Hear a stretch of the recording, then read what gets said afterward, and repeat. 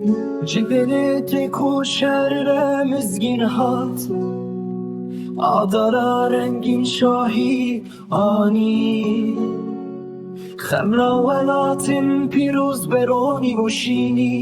li ser danî Xemla te windabû li ku derê Dijmin reşî da ser te her dem Me gelek ji wan kuştin bê hijmar Nalîn ket nav dilê neyaran Xemla welatê min pîroz be Ronî û şînî ser danî Me sozdam nabinin bindest em ê rizgar bikim welatê xwe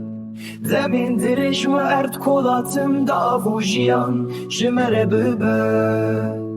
Neyar digot ev gel bê warin lê me da îspat ku ew şaşin Newroz xelat anî ji me re ala me bilind bû li çiyan Bijî welatê min ê rengîn tuyî bûka ve dewa cîhanî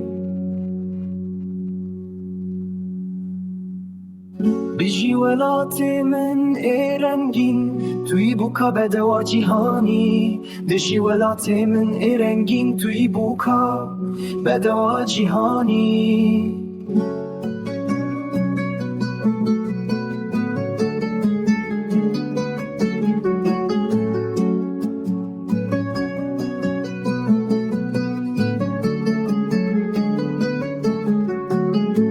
Neyar digot ev gel bê warin lê me da îspat ku ew şaşin Newroz xelat anî ji me re ala me bilind bû li çiyan Bijî welatê min ê rengîn tuyî bûka be dewa cîhanî Me sozdam nabinin bindest em ê rizgar bikin welatê xwe